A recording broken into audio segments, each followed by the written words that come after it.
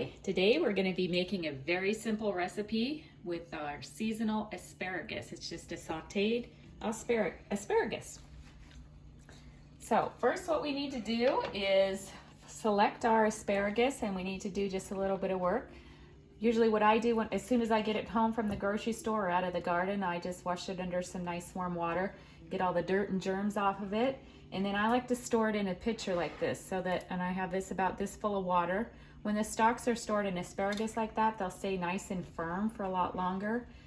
We can see we have this guy here that probably wasn't in the water, and so he got a little floppy. That's not going to be very tasty and fresh, so we're going to take that one out, and then take some of the other asparagus, and we need to trim the ends off. Sometimes what happens later in the season like this is that the stalks get a little woody at the ends. You can do this a couple ways. You can do it with your finger too. You can kind of just bend it until it breaks easily, and you can take it off that way, or you can do it with your knife as well. If you just kind of run your knife down the stalk like this, eventually it'll get to a spot where it cuts easily, and then you just discard the woody end of that.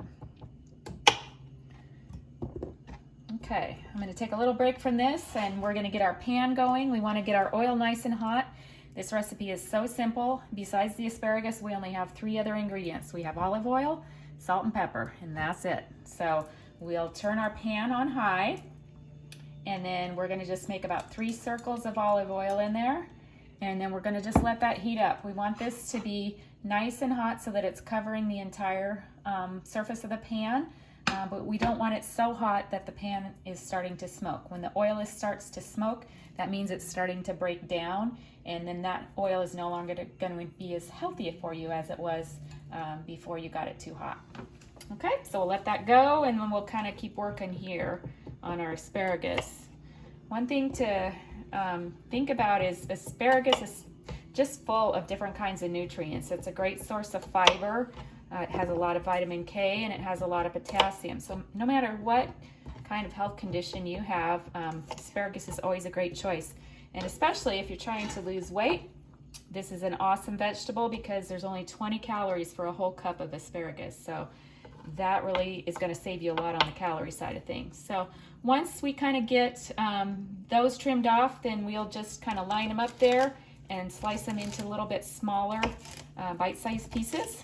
And then we're gonna check on our pan and see if it's ready to go. So what we're looking for there is we're gonna kind of just swirl the pan, get it up onto the sides a little bit. And if you can see the entire surface is covered there, that means our pan is ready to go.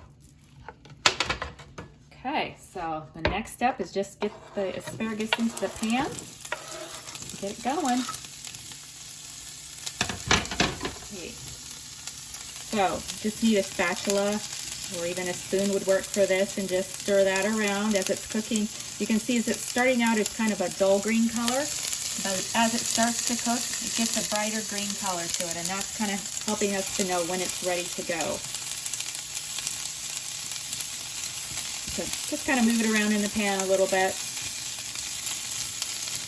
And keep it moving so that both sides of it will get cooked. I like it to be sort of a tender, crisp texture, but that's totally up to you. You can cook it as long as you like to get to the texture that you enjoy.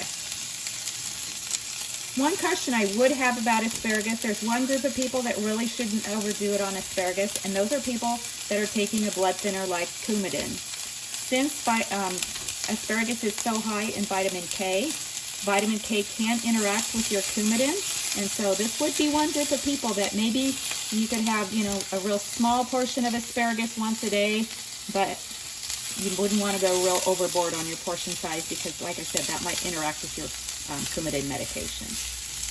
Okay, so I think all those look pretty evenly green. They look nice and tender. You could always test it with a knife or a fork just to see. Nice and tender. And then the only other 2 ingredients we have left to add is just a little bit of salt, a little bit of pepper, and if you wanted to avoid using any additional salt, you could just use some salt-free seasoning like Mrs. Dash. You see a little smoke coming up there? Time to turn off the pan. That is ready to go. Sauteed asparagus. Enjoy!